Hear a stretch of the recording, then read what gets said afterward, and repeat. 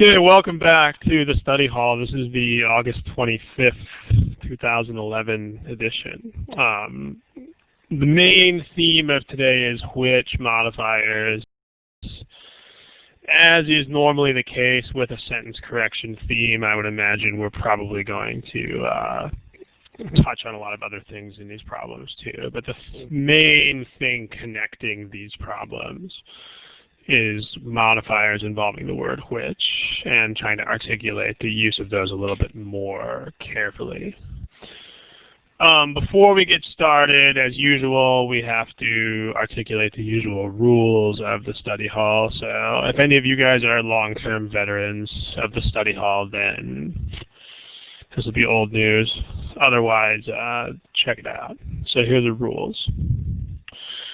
Problem submissions, again, please don't submit problems that are too general. In the last couple of weeks, we've had some people submitting problems like, how do I get faster at verbal? Not really something that we can address because it depends on the question type and it depends on your own skill set. It's an unfairly general question. It's not something we could conceivably address in the time period of one study hall. On the flip side of that coin, also, please don't submit problems that are too specific. For instance, don't ask about one problem and ask about a couple of answer choices. That's what the forums are for. So if you have a question about which you really just want to know one answer choice, why is this right, why is this wrong, our forums are for that. So generally our forums have a decently fast turnaround time, so you'll get your answer there. Finally, personal issues also not appropriate for the study hall. Remember that this is a program that's it's attended by usually between 30 and 50 individuals and is watched as a recording by hundreds, if not thousands of people. So one person's individual study plan is definitely not something for us to address. Again, the forum has a place for that. There's a folder in the forum called General Questions. That's the very first folder that comes up when you show the forum. So that's where you would want to post questions about your personal issues. As far as what you should see topics of intermediate depth. If you want to submit a single problem, feel free, but make sure you tie it into a more general question about that topic. So if you really just want to know about a single problem, please post it on the forums. However, if you have a single problem and there's a tie-in to a more general question, then of course, feel free to ask. Don't forget, you need to give the source of the problem. And it needs to conform to our acceptable guidelines for sources. So, for example, no official guide. Also, none of the other banned sources. If you're not sure which sources are okay and not okay, please check the general quant and verbal folders and you'll see a list. Just more reminders. Please don't submit official guide problems and please don't submit single questions. Official guide we can't do for copyright reasons, so we can't take those on our internet.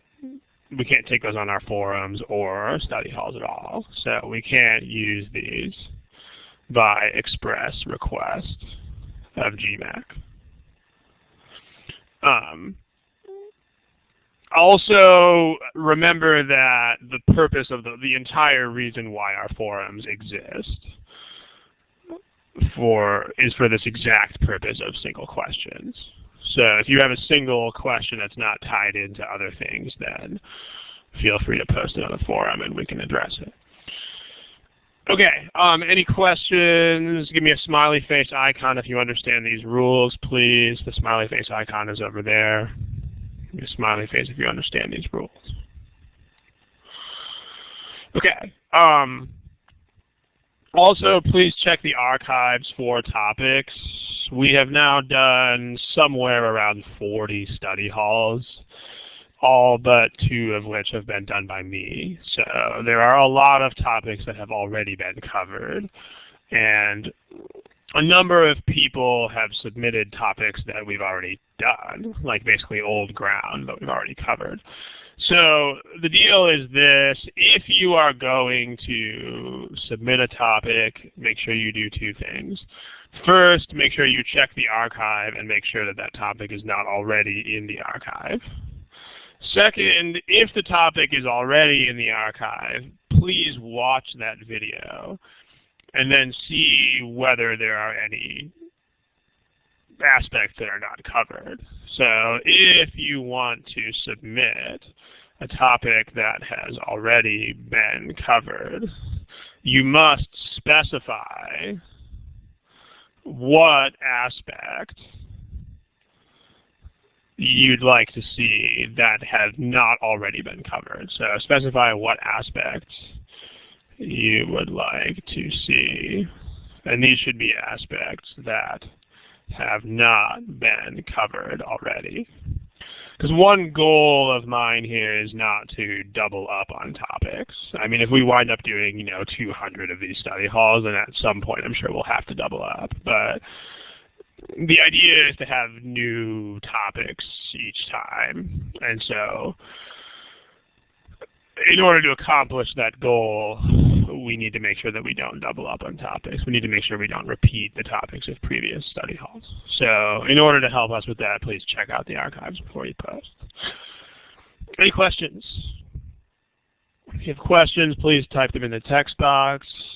If not, we are going to get going here. By the way, just make sure you understand how this works with when there are questions. What you will see in the corner underneath the list of attendees of the session, what you should see is this: answer buttons. I mean, it might look a little bit different on your screen, depending. But smiley face, please, if you see these answer buttons. Okay, these answer buttons are what you will use to answer all multiple choice questions. Please use these answer buttons to answer multiple choice questions. Please do not answer questions in the text box.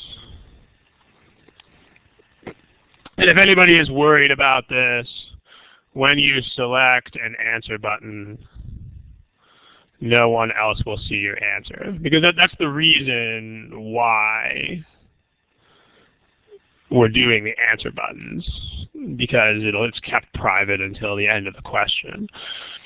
Not so much for privacy reasons as just because we don't want other people to be unduly influenced by answers of people who have finished earlier.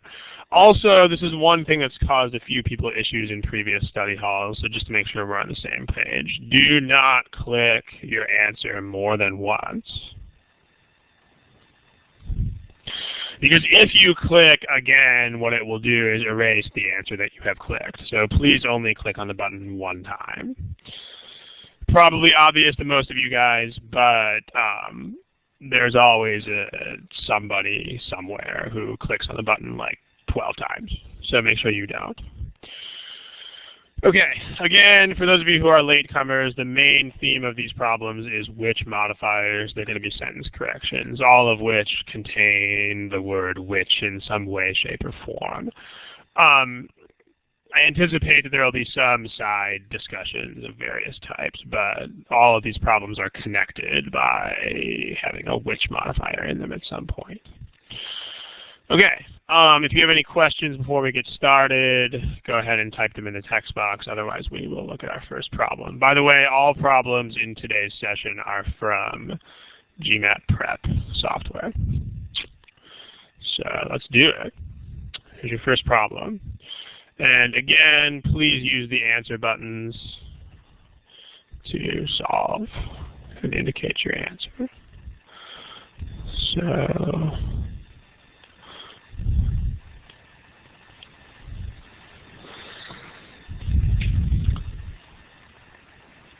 give you a timer on the screen.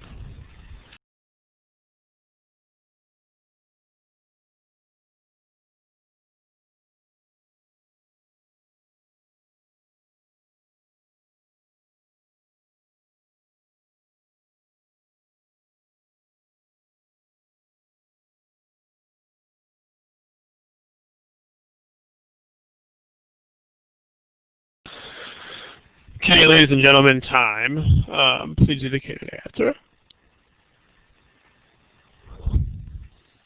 Still waiting on Kathy, Curtis, Jay Brennan, Pratik, Giannis, and Ioana.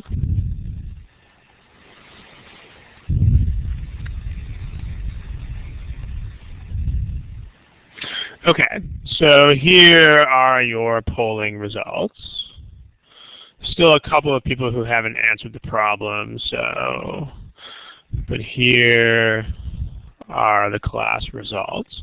By the way, there are a few non-responses here. Make sure that you know that you're not allowed to do that on test day. So one of these non-responses on the bottom is me, but again, make sure that if you are one of the other 4 non-responses, on the actual GMAT, you cannot be a non-responder. You have to answer every problem as soon as you get it. So let's look, and in particular, the main theme of today is this whole idea of the which modifier. So let's take a look at it.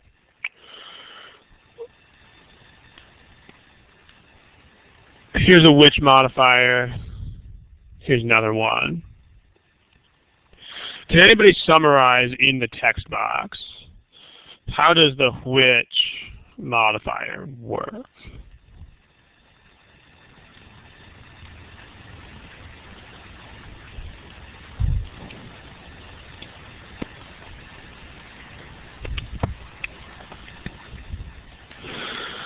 Okay, yeah, so most of you have this idea down. Let's do a basic summary. The which modifier does 2 things. The first thing is that it must modify a noun. The second thing about it is this noun should precede the comma. Now, as far as how exactly it needs to precede the comma, that's the subject of the next few problems in this session. So sometimes you can have small intervening constructions between this noun and the comma, but that's the main theme of today's discussion. But the point is, the 2 big things that you need to know about which are that it modifies a noun, and that noun should be at least reasonably directly in front of the comma. Notice that number 1 is totally contradictory to spoken English. Like, if you're not a native speaker of English, this actually won't be as much of a problem for you. But note that this use completely contradicts spoken English usage. In spoken English, the word which is almost always used to modify an entire clause. So, like for instance, in spoken English, people will say sentences like, there was a big accident on the freeway, which means I'm going to be late. And in spoken language, that's considered acceptable, but not in written language. In written language, it has to modify a noun. So if you look at choices A and D here, what is which pointing to? Text box, please. In choices A and D. Yeah, it's pointing to Jupiter. Because there are no other nouns in the vicinity. There's no other constructions that it could possibly point to. So which points to Jupiter. Okay, so one thing here, it can't point all the way back to massive planets. So that's too far away. In other words, a couple of you guys are saying massive planets. Let's clarify that. The which modifier cannot jump over an entire modifier with commas. So in other words, the kind of sentence that we're looking at here is blah, blah, blah, more than 80 massive planets, comma, a bunch of stuff, comma, which. You can't make this jump. So to the people who are saying massive planets, no, you're not allowed to do that. So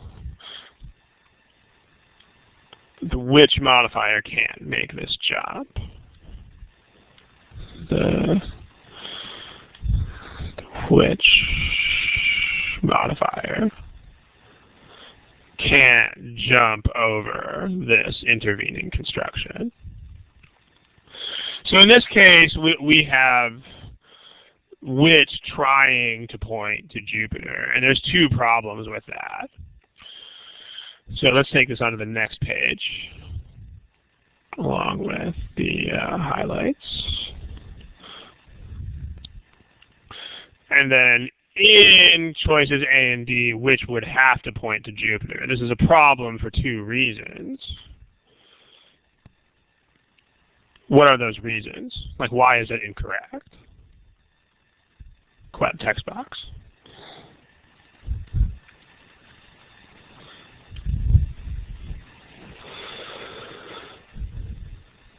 So one person's mentioned the subject-verb agreement. See if we can get the other one. So one reason this modification is incorrect is because of subject-verb disagreement. Jupiter is singular. Correct. Jupiter is singular. But the verb circle is plural. Then also there's the meaning of the sentence. Excellent. Remember not to be analyzing just grammar. In the meaning of the sentence, Jupiter is not what is circling other stars. So the intended meaning of the sentence is that the other planets that astronomers have found are orbiting random stars. So yeah, the intent is to modify the other planets. That's correct. So these are incorrect which modifiers. So we'll look at the rest of these choices here in a second, but the main point here is to put forward these basic points about the which modifier. It needs to modify a noun, and that needs to be a noun that is placed in front of the comma. So smiley face if those two main points make sense. We're going to refine these as we go through today's study hall, but smiley face if these are okay. So that gets rid of A and D. Not very many people picked A or D, so let's move on to other choices.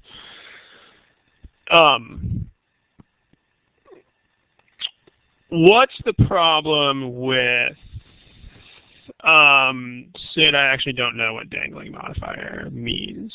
I'm sorry. Terminology like that I'm generally not familiar with. So I could Google it on a forum or something like that. Let's talk about that green thing real quick.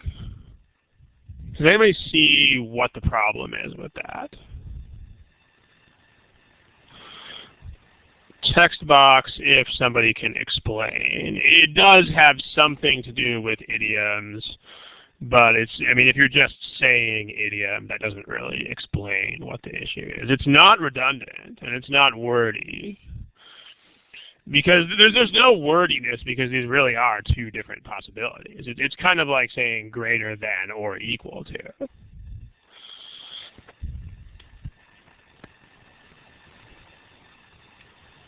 So, yeah, Sid is starting to get at this here. It needs to be as large as. So here's the more general idea here. Let me give you a different example, and this might help.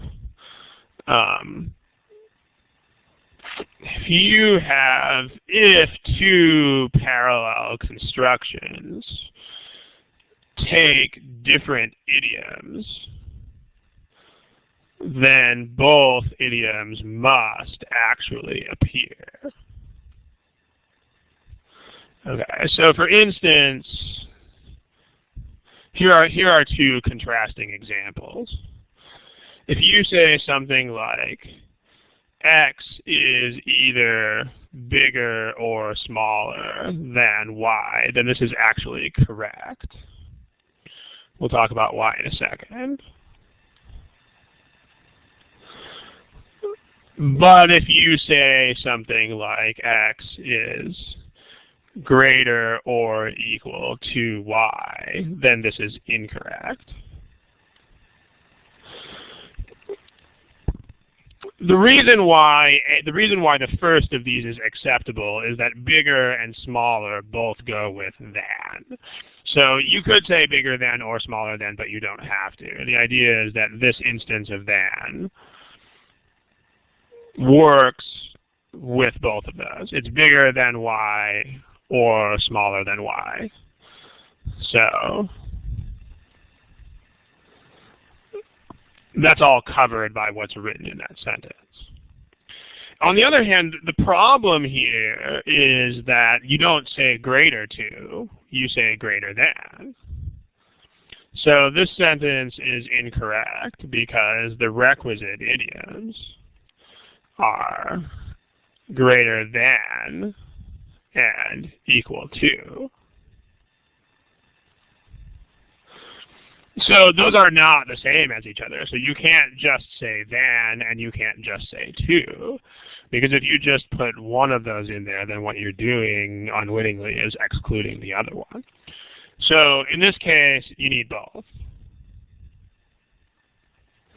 So you would have to actually say x is greater than or equal to y. One person in the text box said that as large or larger is redundant. It's not redundant because it's kind of like saying greater than or equal to. Like these are not the same thing. So including both of them is actually a meaning thing. Like if you said bigger or larger, then obviously that would be redundant because bigger and larger are the same thing.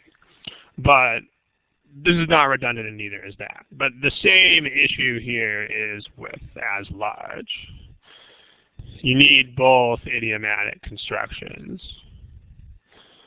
As large as, and you need to have larger than.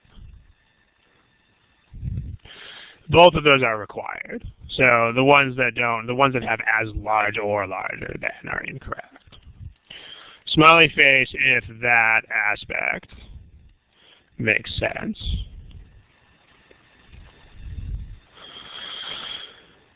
So, okay.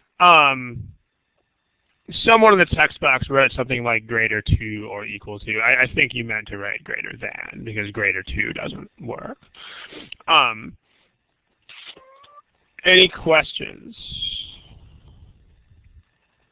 If you have questions, go ahead and put them in the text box.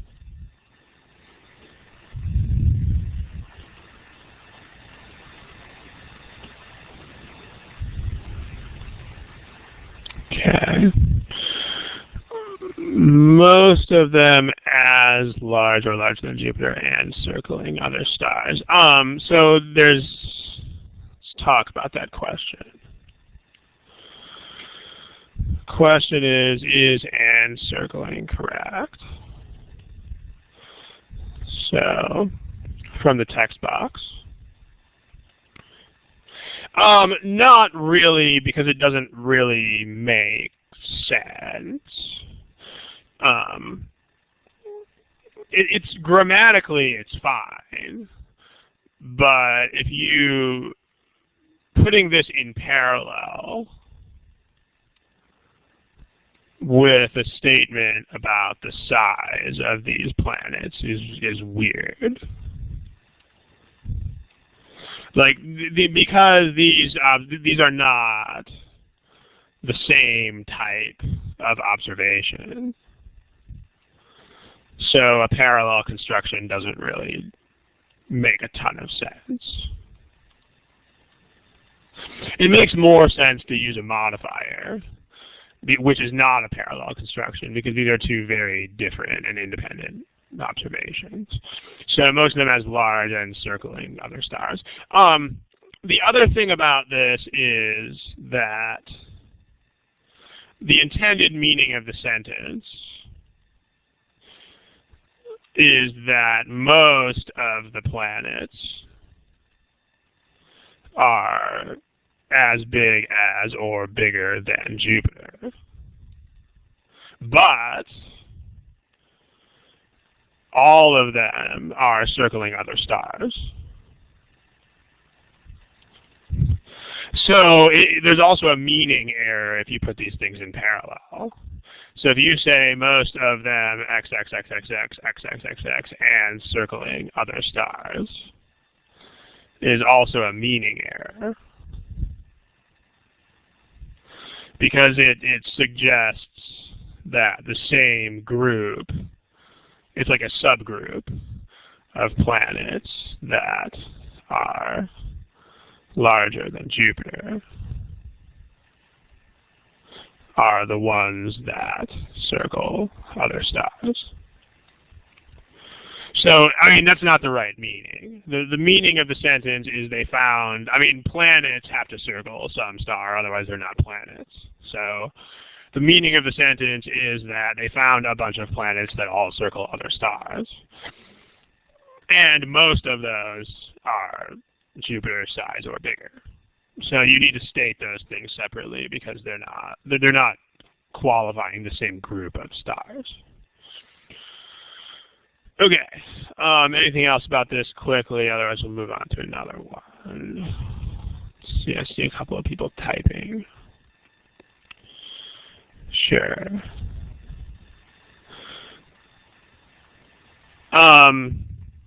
Okay, there's a question about the pronoun.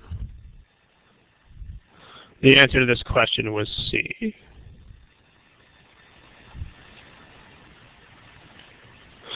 There's a question about pronoun ambiguity. I think we actually did a study hall on this, but in general, the best way to deal with pronoun ambiguity is just not to worry about it.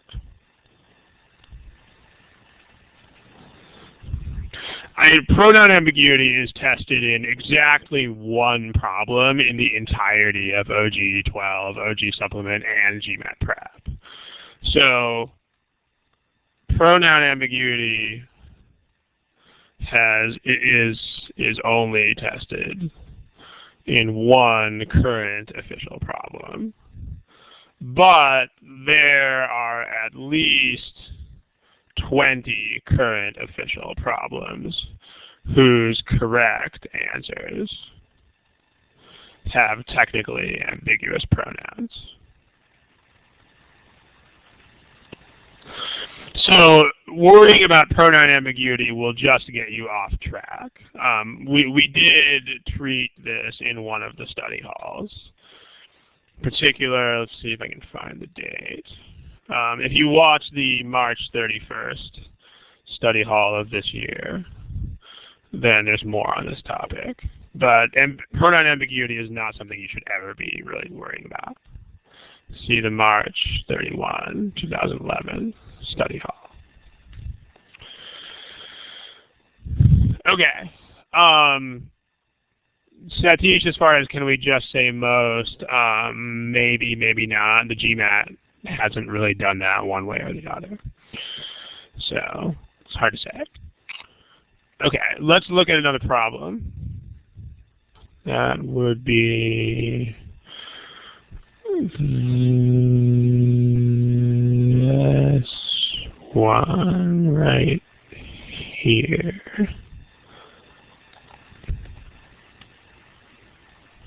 Go ahead and try that. Again, please use the answer buttons to indicate your answer.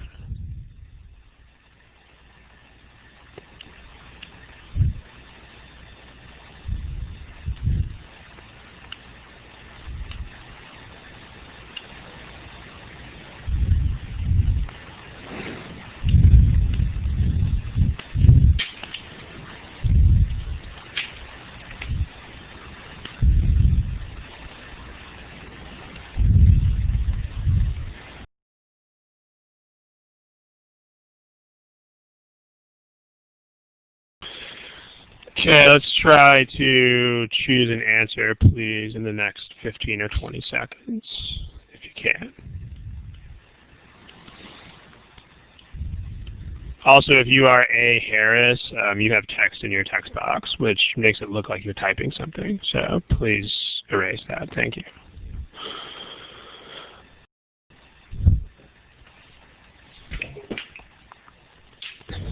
Okay, guys, next 10 or 15 seconds, please choose something. Most of you are doing very well on this.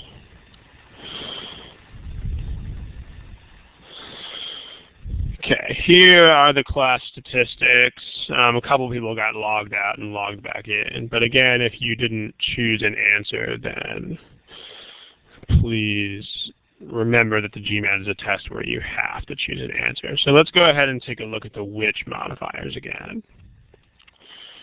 Here's which. Here is which. What are those, text box please, what are those modifiers trying to point to? Like, what is the intention of those modifiers? What are they, in terms of the meaning of the sentence, what do they actually mean?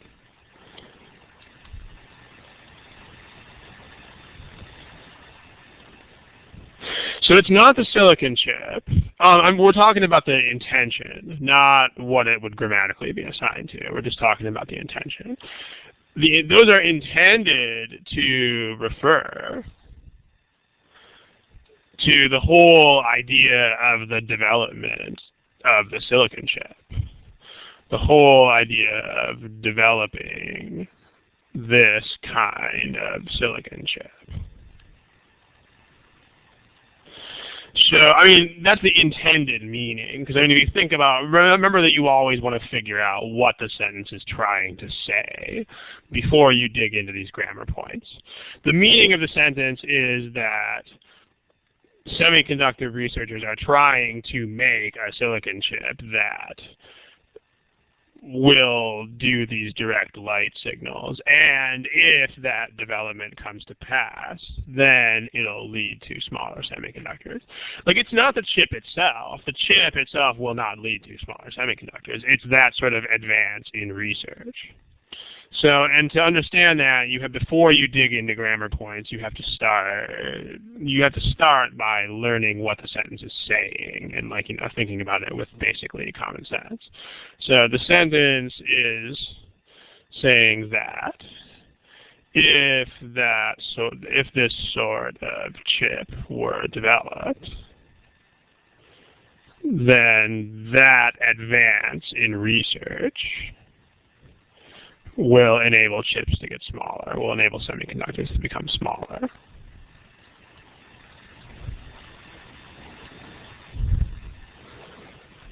So that's the meaning. The problem is that this is not a noun.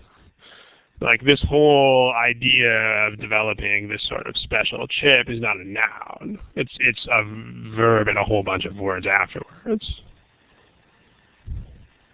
So again, the use of which in choice B corresponds mostly to spoken language. Like, this is how people talk. They say blah blah blah blah blah blah blah blah blah blah blah, which means so and so. And when they say which, they're trying to indicate the entire cluster of words that came beforehand. The problem is, in written language, you can't use which like that. That's not how the pronoun works. So if you don't have a noun to point to, then you can't use which. Smiley face if this makes sense. Smiley face icon, please, if that makes sense. So remember, at all times, you have to be able to point to a noun with which. So in this sentence, there is no noun to which can refer. So it's incorrect. Another thing about this is that it's a waste of time to try to assign which to a noun, because you know it's wrong. So note that it's a waste of your time to debate which of these nouns it does refer to, because it's wrong regardless.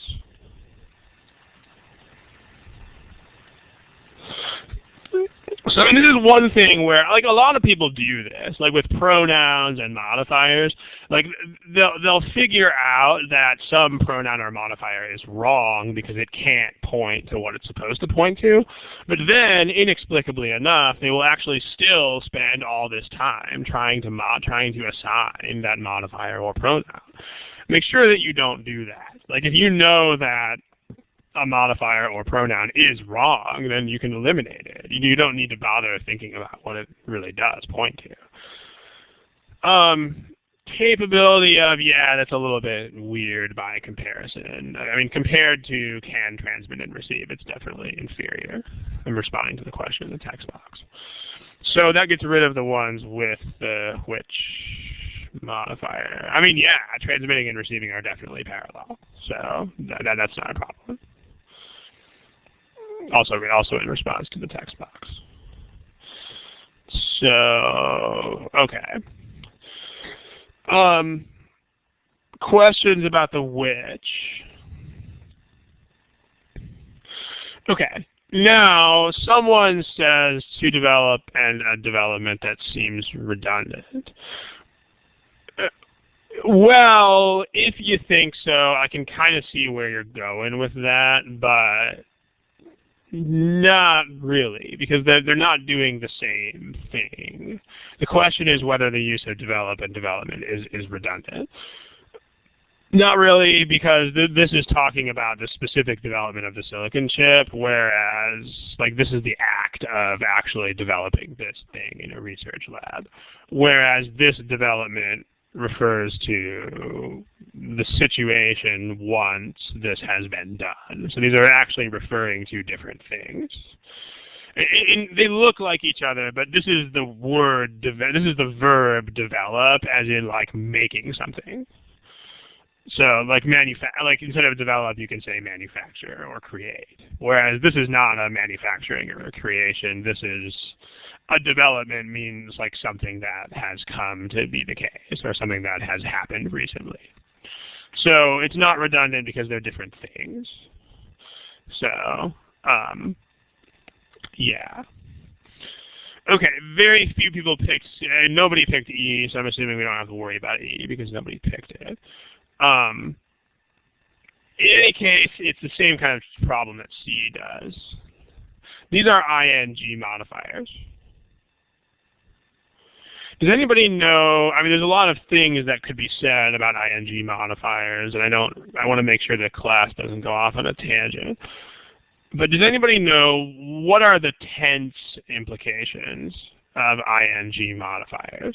So when you have an ing modifier, what does it imply about the tense of that action? I don't know what present continuous means, but they don't have to be in the present. No, that's incorrect. What Sid says is right here. Besides, I think the people who are saying present continuous are talking about verbs, and those are not modifiers. Well, like we're not talking about I am doing this. That's a totally different construction. That's a verb. That's not what we're talking about. So not verbs of the form like is or are doing. Like those are not modifiers. So I think this might be what present continuous means. I mean, again, I apologize for not knowing any of this terminology, but if you guys are talking about these kinds of verbs, that's not what we're talking about. We're talking about modifiers of this sort, very different animal. So let's take that to the next page.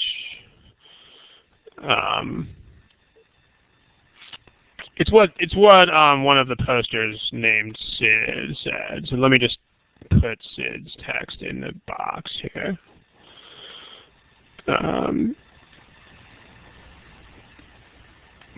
What is assumed about the time frame of these modifiers? Well, here's what's assumed about the time frame of these modifiers. This is exactly correct. They take the tense of the surroundings. But by surrounding, what Sid means more exactly is they adopt the time frame of the action that, I mean, of the clause to which they are attached. So here are a couple of examples. The following sentences are all correct. The ones that are going to appear on the board here as I type them. The first sentence is students writing papers 150 years ago used quill pens and bottled ink. Another correct sentence could say students writing papers in today's schools use Microsoft Word. And finally, last but not least, you could say,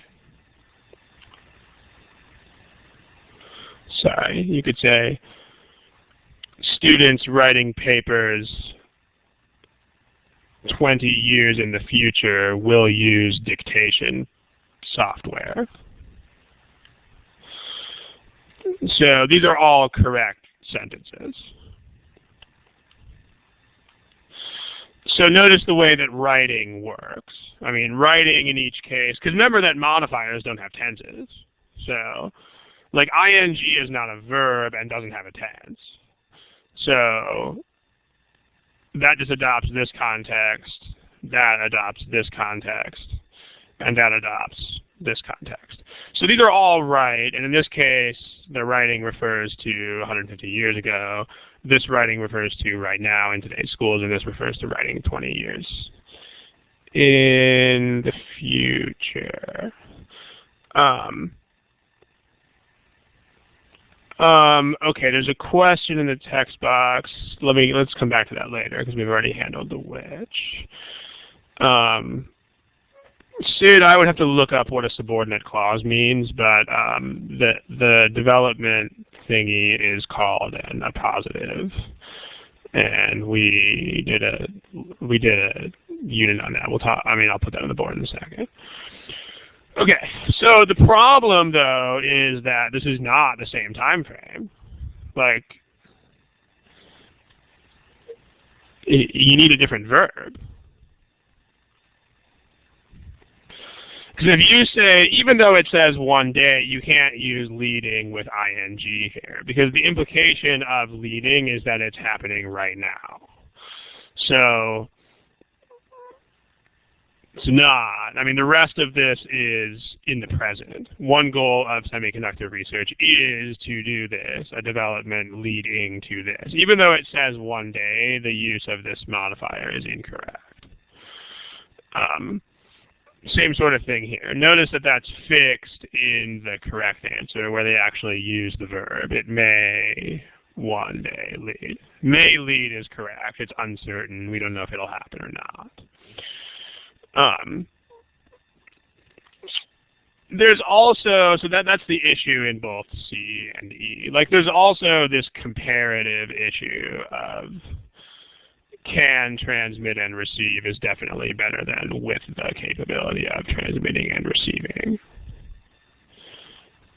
So these are not the kinds of things that you want to judge absolutely, but relatively. So when you look at wordiness, make sure that you don't try to judge wordiness absolutely. Instead, only judge wordiness relative to other answer choices. So for instance, if you look at the yellow parts, it should be clear that can transmit and receive is better than with the capability of transmitting and receiving. And same thing with has the capability of transmitting and receiving.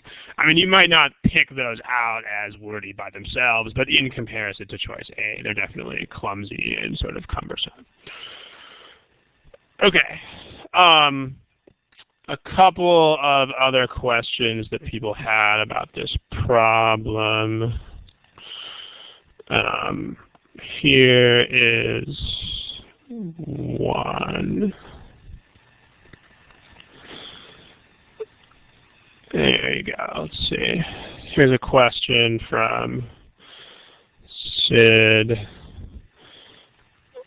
That's not a run-on. It's called an appositive modifier.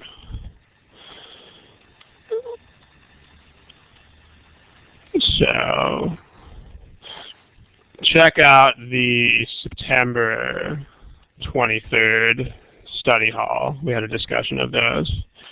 And then also check out OG 12, number 83 and 103. And that should take care of you there.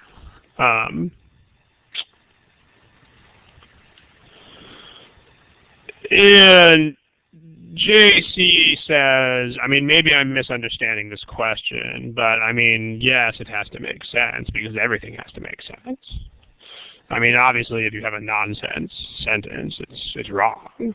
So, first and foremost, you have to figure out what are. I mean, maybe I'm misinterpreting the question, but first and foremost, you got to figure out what are we saying. So, everything always has to make sense. So, if something contradicts the intended meaning, then it's wrong. Okay. Any questions? If not, we'll move on to the next problem in our little bank here. Say a handful of people are typing. Leading is not a tense, it's a modifier. There's a whole discussion of that. If you lost your connection, then please watch the recording when it comes out, because that was like a several minute clip. Let's not worry about rewording the sentence. It's definitely not something that you need to be able to do. The capability of SB number 2, we just talked about that here. That's this issue of relative wordiness. I mean, these are not wrong per se, but they're compared to A, they're sort of clumsy and awkward and terrible. In regard to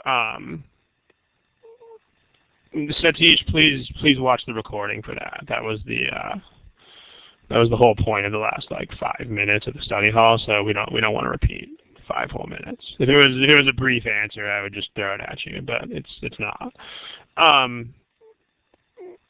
This sort of thing, actually, let me address this not by answering it, but just by mentioning that it is not a good way to think. I don't mean to put Sarah K on the spot here or anything, but do not do this. Don't do it. Like, don't try to reword the sentences in other ways. Like, that's not a relevant skill set. I mean, you will never have to reword a sentence. And it will distract you from what you actually have to do.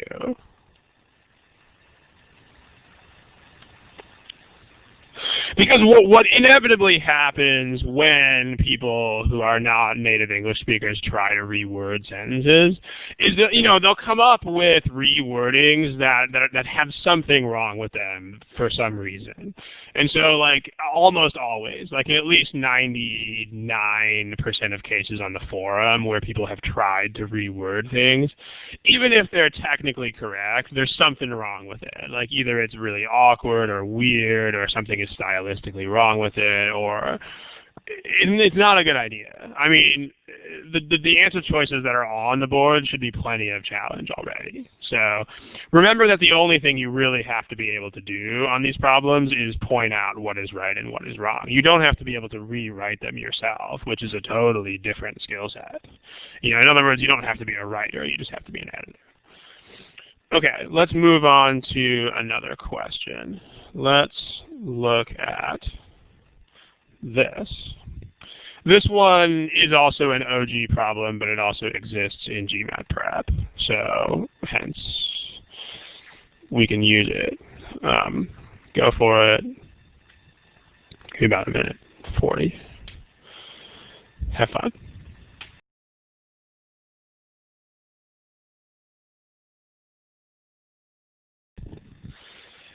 Okay, let's try to pick an answer, please. That's almost 2 minutes. Someone is saying the text is really small. If you're the person saying the text is really small, that probably means you just need to make your window bigger because the text is taking up the whole screen. So it's actually pretty big. Okay, if you don't have an answer yet, please pick one.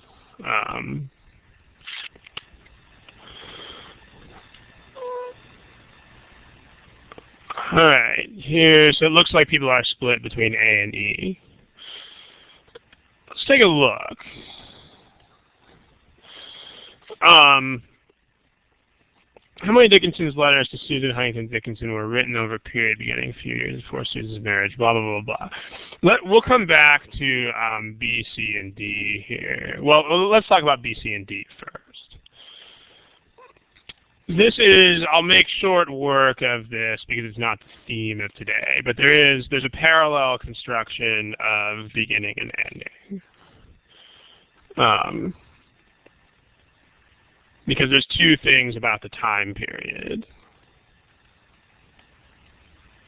And those should be parallel. So,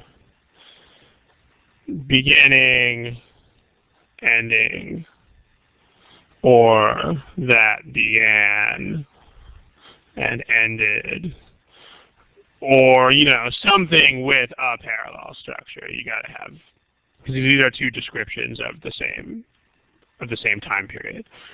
So, beginning and ending works.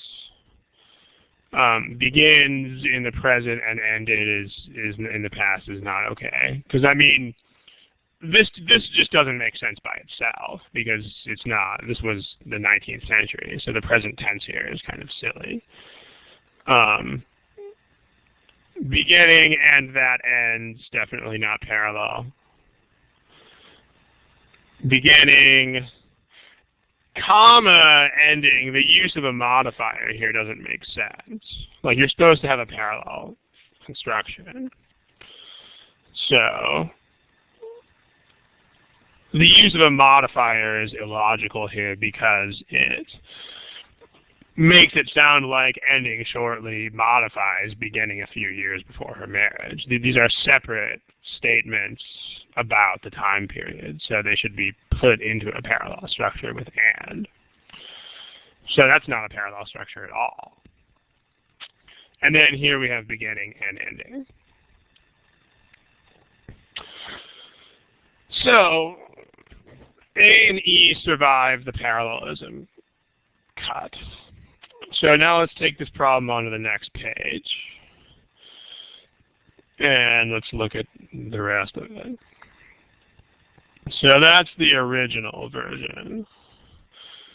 And then the version with, let me kind of put this together in pieces.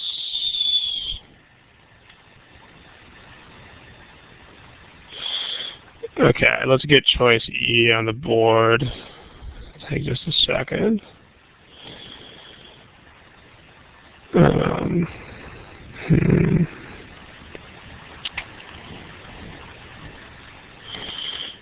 Okay, here's choice E.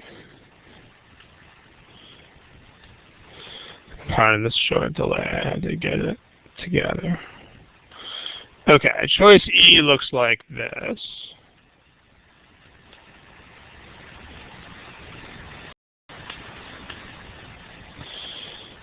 And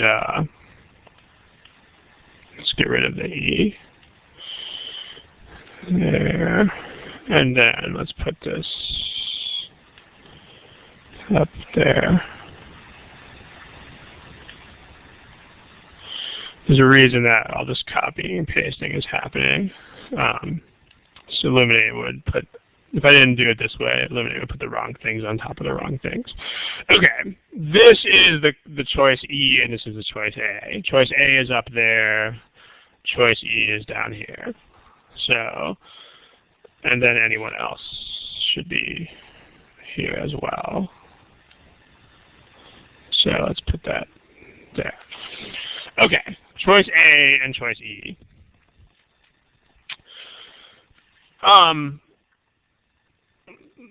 Let's talk about this first. This is incorrect because ing modifiers must, when you have a comma in front of them, they must actually have an intimate relationship to the clause that precedes them. They must be closely related to the preceding clause. So here are two examples, one of which is correct and one of which is incorrect. If you say, my brother took extra classes every semester in college, comma, graduating in 3 years, versus my brother ate frozen food every night, every morning in college, graduating in 3 years. The first of these sentences is correct because this describes an approximate consequence of taking extra classes. This is a direct result of taking extra classes. This sentence is incorrect because there's no relationship. These are two separate observations about my brother. So smiley face, if this makes sense. When you use a comma ing modifier, you have to have an actual close relationship. Generally, there are further restrictions on those relationships. Let me see if I can grab you guys a link. If you give me about 15 seconds, I should be able to find it.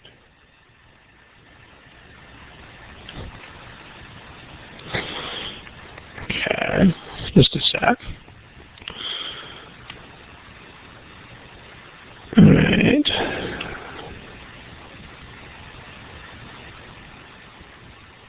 Okay. So here's more on comma ing. If you want to know more about what kinds of relationships that you're supposed to have, you guys can click on that link that's in the window. So in choice A, the problem with choice A is that there's no relationship. Like, well, it gives a time period and then it says outnumbering her letters to anybody else. So in choice A, the clause is a time period.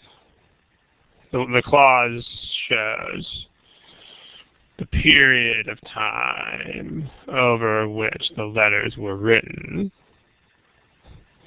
This has there's no direct relationship to these letters versus any other letters.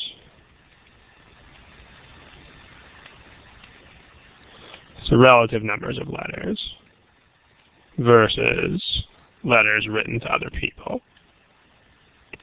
I mean, you would have to manufacture a connection totally out of thin air. Like, you would have to be like, oh, I'm going to make up the fact that she wrote letters, like, all the time during that period, and also that she didn't write letters to other people during that period. And you'd have to make up a whole bunch of facts that may or may not be true.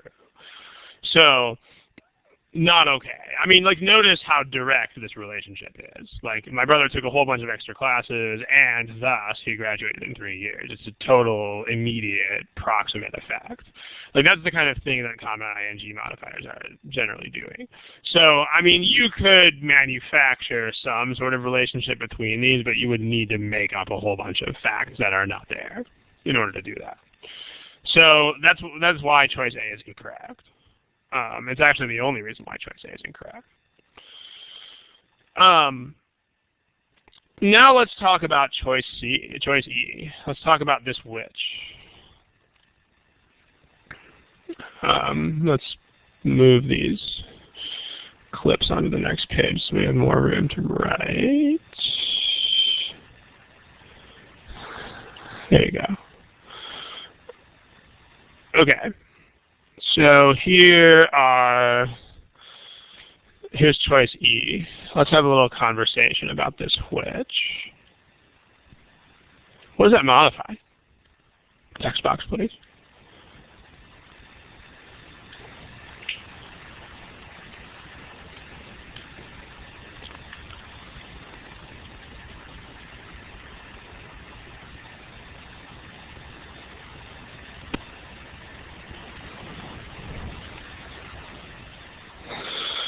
So let's see. A couple of you guys are saying Dickinson, but that's not right, because if it were Dickinson, then this would be the wrong answer. So it's not Dickinson. It's letters. So here, which modifies letters to Susan Huntington Dickinson.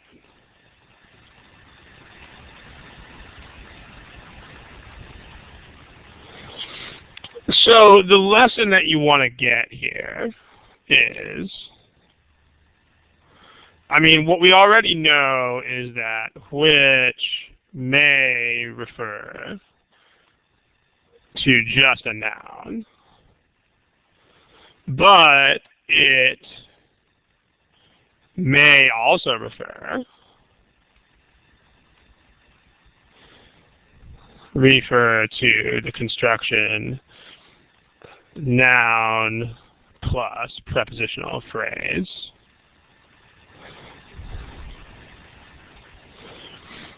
So I mean, it's still referring to this noun, but the point is that it's allowed to jump prepositional phrases. So that's probably the best way to state this case, which is allowed to jump over prepositional phrases if the context or grammar demands that it do so. Yeah, to Susan Huntington Dickinson is a prepositional phrase, because to is a preposition.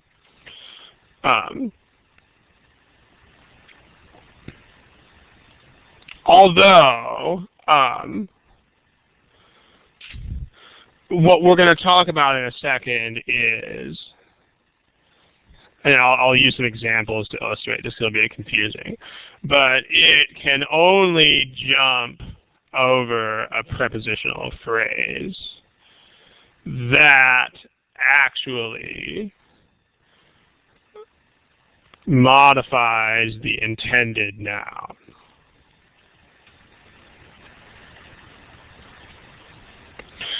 Okay, so let me show you what I'm talking about here. If you say something like, I took pictures of my dog, which are so adorable, or which are so adorable that they make everyone smile. So in this case, pictures of my dog is actually a unit. Like, of my dog actually is talking about pictures. So this is important because this is the kind of prepositional phrase that you can actually jump. Actually talking about pictures. So we can jump it. So in this case, which is clearly talking about pictures because it's which are. So it's not the dog. I mean, the dog could be adorable too, but if it's which are, then we know we're talking about pictures. Now, on the other hand, if you say something like, I took pictures in 1995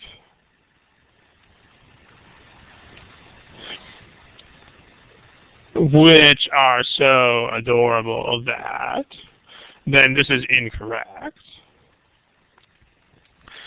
Because pictures in 1995 is not a unit. Like, in 1995 doesn't describe the pictures. It describes, it's a totally separate kind of modifier. It talks about when I took the pictures. So, therefore, you can't, this is an incorrect sentence. You can't jump that kind of prepositional phrase. This is not, in other words, this is not pictures in 1995. So we can't jump it. So what's going on here, this is legit because letters to Susan Huntington Dickinson is actually a noun with a prepositional phrase that modifies it. So this really is letters to this person, so which is allowed to jump that prepositional phrase and talk about letters. On the other hand, if it's a genuinely different prepositional phrase, then like this, I took pictures in 1995, not okay. Because these are not pictures in 1995. So there's a couple of things here. I mean, it's a little bit on the complicated side, I guess, when you try to explain it in words. Yeah, it is a prep phrase, yeah, because in is a preposition. It's just not the kind of prep phrase that you can jump in this context.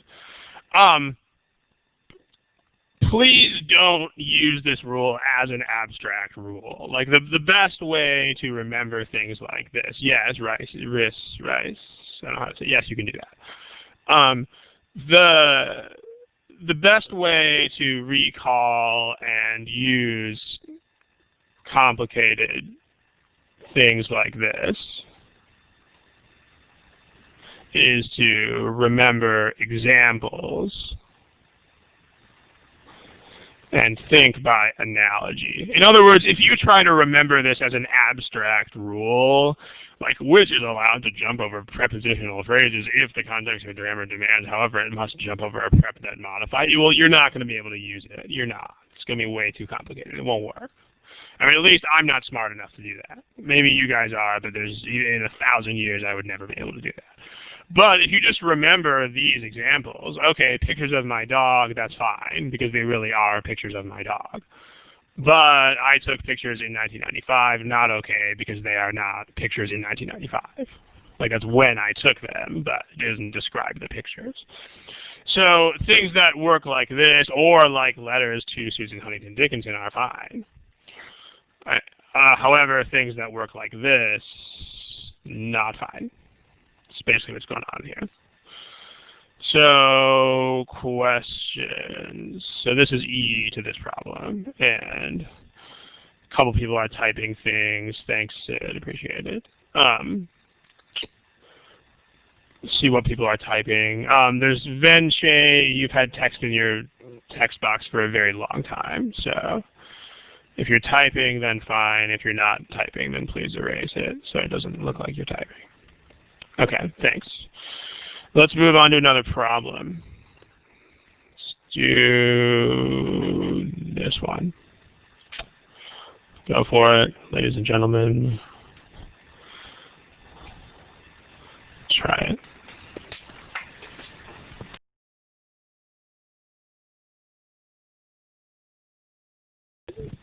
Yeah, everybody spent a lot of time, so go ahead and pick something.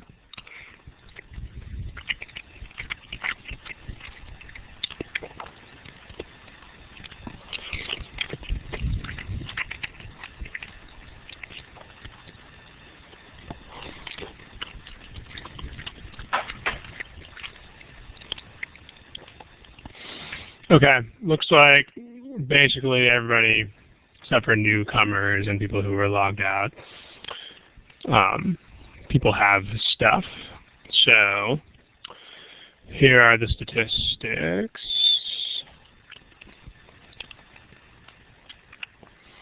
Okay. Yeah, you could say that. Okay. So at least I'm pretty sure you could. This one looks like people are between A and B, but in any case, we have a which that is not underlined. So, but it's still there. That means it still follows the usual rules. So, well, let's figure out the meaning of this. So what should which modify? Text box, please.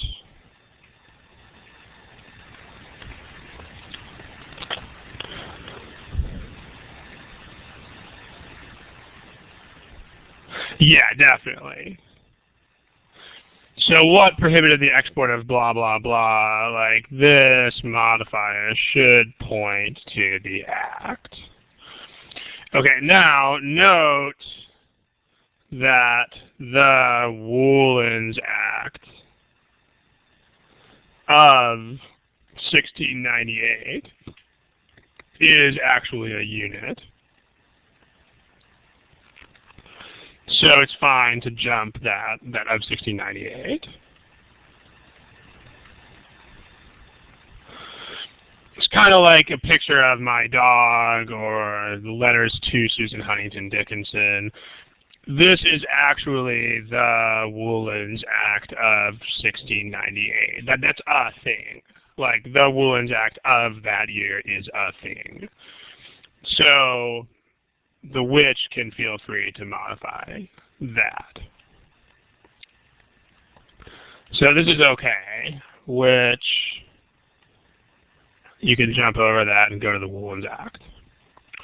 On the other hand, this is England, so that's not okay, and that's England, so that's not okay. So the ones that modify England are incorrect. So questions about that. Between the choices that people actually picked, which are A and B, this is another parallelism issue. So let's look at this. Against both American and Irish competition versus both against. So this might seem sort of nitpicky, but you do have to make sure that you understand how these things work. So when you have two-part parallel constructions,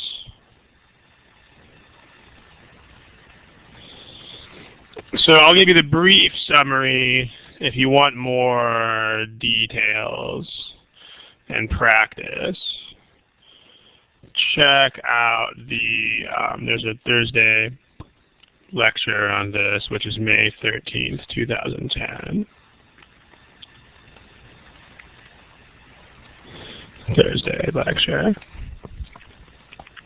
But the basic summary is this. When you have a two-part parallel signal, like, for instance, both X and Y, or not only something, but also the only and the also are optional, either or, etc. The parts that follow these signals must match. So if you have the both X and Y, the X has to match the Y. So this is enough to resolve the difference between these two choices, because if you say both against American and Irish, that doesn't work. So let's take a look. A and B. The construction here is both X and Y. So that's both and that's both. And people who are marking on the board, please don't.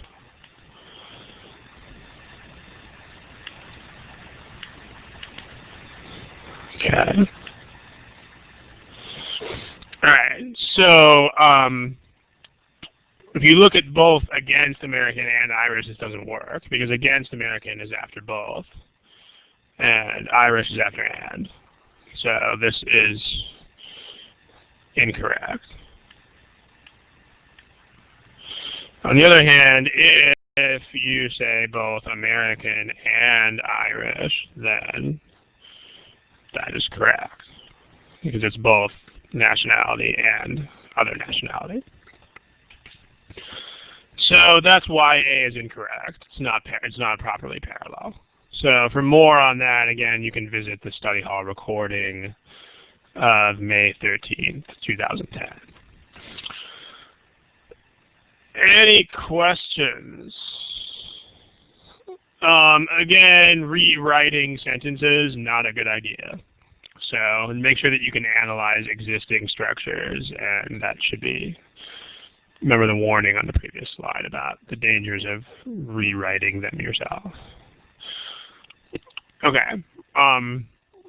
Looks like one other person is not really. Those are basically the same. In order to protect. Yeah. Okay, let's try to get one more of these in there before we have to run. So, yeah, for protecting is not correct in this kind of situation. So if it's the intention of the action you use to protect for that.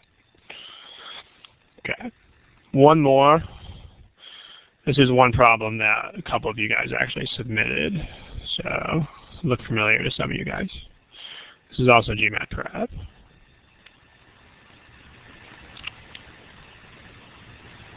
Go for it.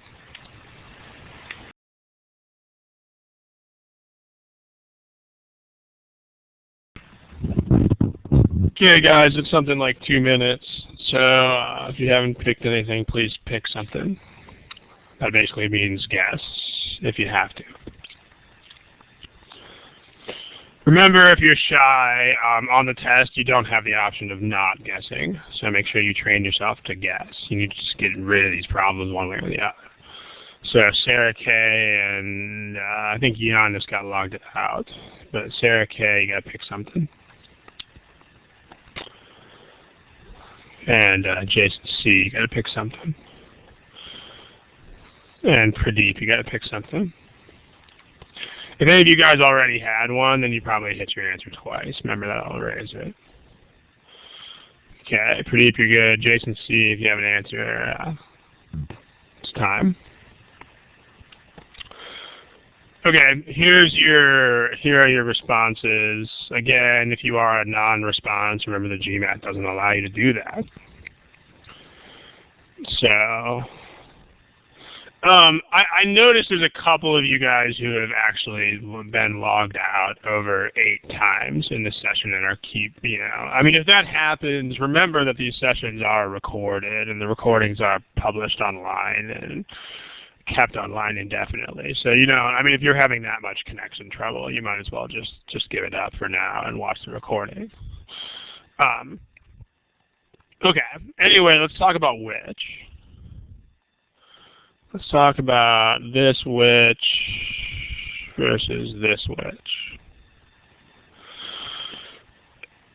Remember what we said about this kind of thing. If you say, I took pictures of my dog, then pictures of my dog are actually a thing.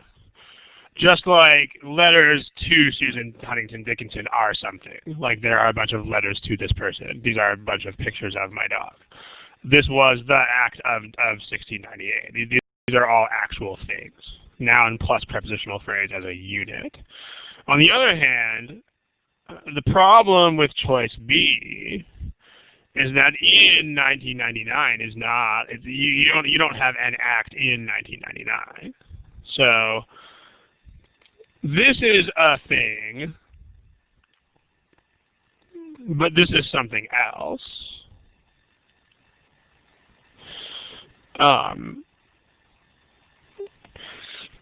So you can't jump this prepositional phrase. This is not allowed. This is kind of like saying I took pictures in 1995, which you're not allowed to do that unless you're trying to modify 1995. Like if you say I took pictures in 1995, comma, which was the last year I was in town, then that's fine, because then which is modifying 1995. But here it doesn't work because this is not, it's not this act in 1999. It's they passed this act and then this is another description. So this is a jump that you're not allowed to make. So B is a lot like, again, don't think in terms of abstractions and rules, think in terms of examples. B is a lot like I took pictures in 1995, which were ...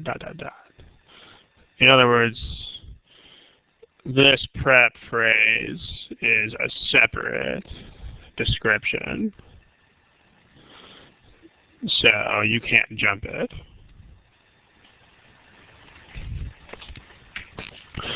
So that's the point here. And B is exactly like this sentence in that regard. So what C does is it avoids this issue entirely by just sticking that prepositional phrase in front of the passage, which also works in the sense that this applies to where it's supposed to apply. Like in 1999 is actually talking about the passage, so this is better. Any questions about that?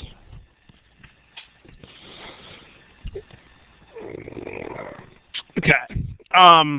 We're running down on time here, so I'll give you a little bit of a summary about what's wrong with the others.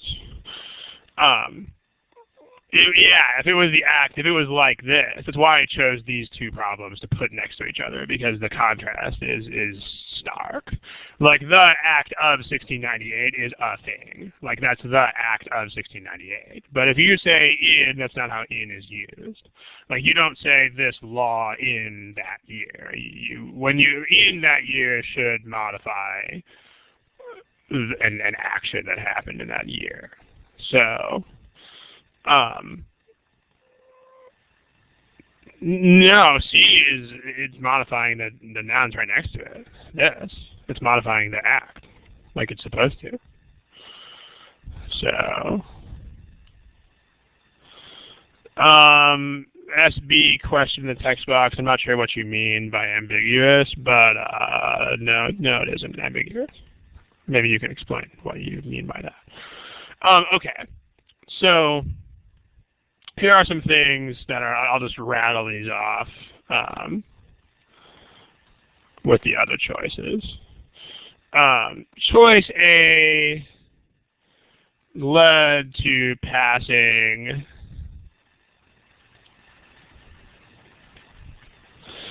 is not an idiomatic construction. Also, the comma plus ing modifier is incorrect. In other words, the comma plus allowing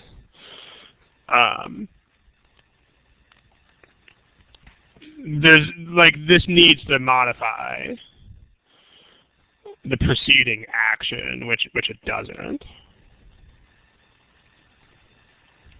The preceding action is led to.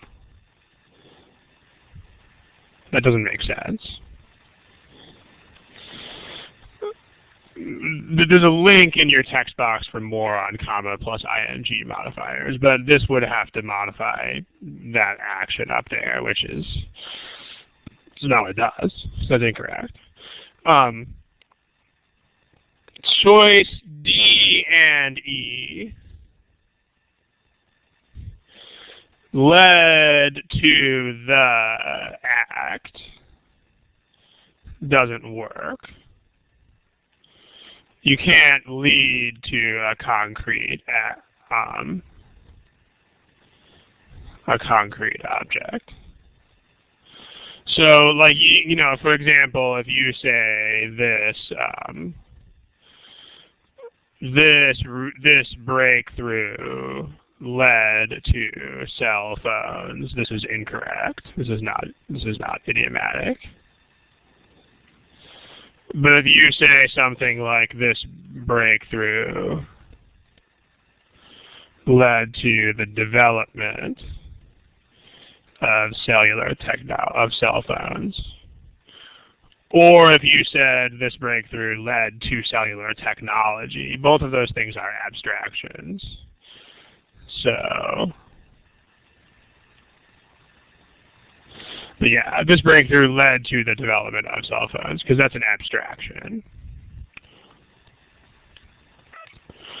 So there you go. That's one thing wrong with those two choices.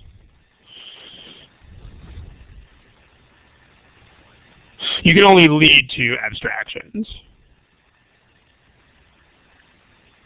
So same thing, like, you know, you can't, things can't lead to a baby, but they can lead to the conception of a baby.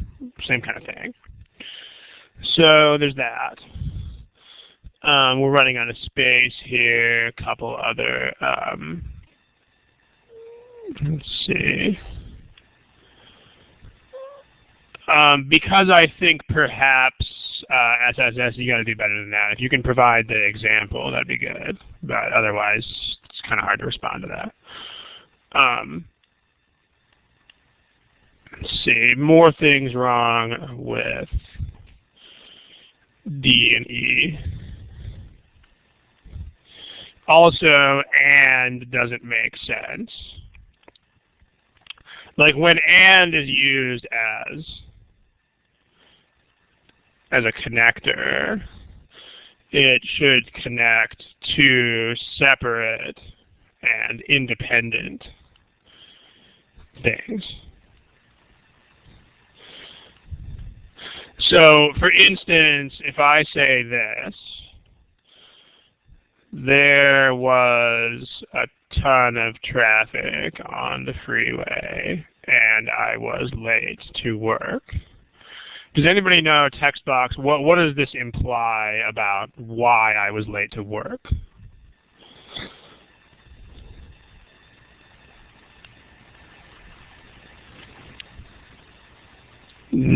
All of you guys know, not at all. The implication here is actually that I was not late because of the traffic. Because again, and means separate. So no, it doesn't mean traffic was the reason. It means exactly the opposite of this. So this sentence implies that I was late for a reason other than the traffic. Because that's what and does. This and that means they are separate. So if I actually wanted to imply that, like a causation here, I'd have to use a modifier for that.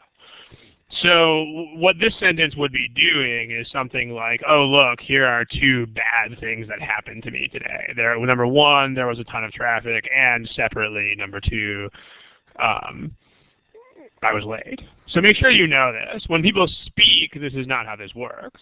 But in written language, and unless you have other connectors, implies separate. So if there's a relationship, you must use either a modifier or other connectors. So like an example of using other connectors is there was a ton of traffic and I was thus late to work. If you have the word thus in there, then you are fine, because this is not just and anymore, this is and thus. But if you use the word and by itself, it actually implies that these are two things that have nothing to do with each other. So the problem here is this: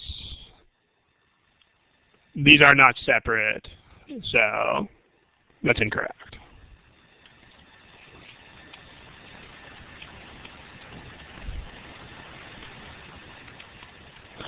Again, that's a spoken language issue. Couple of other things. If you let's see. It's an idiom thing. NZ, please try to spell words correctly when you type messages, with something and thought and stuff like that. If you could take the extra half a second to write that correctly, it'd be appreciated.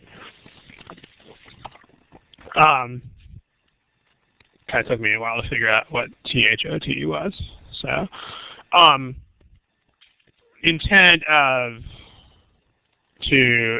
to verb is not okay, and intent of verbing is okay. Finally, the whole idea of passage versus passing. I mean, if you have a dedicated noun form of an action,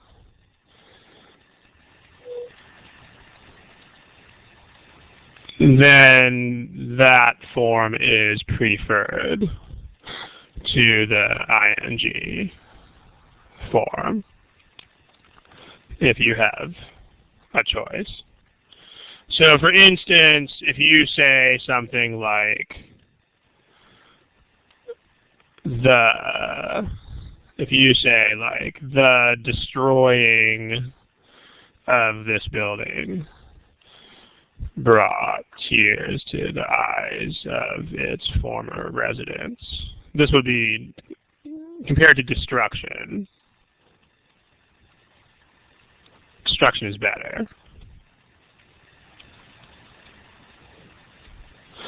So I mean, this is not as good, and this is better. I mean, it's not strictly wrong, but remember that a lot of these errors are comparative. So if you have a choice between passing and passage as nouns, then you should use passage. So if there's no dedicated noun form, then the ing is fine. So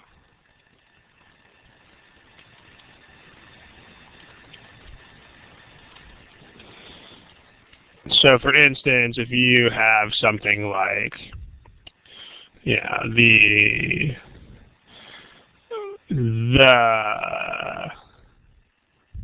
rising of the moon is a religious event in some cultures. There's no word like risation or like risage, so this is fine. So make sure you know. Again, this is comparative, like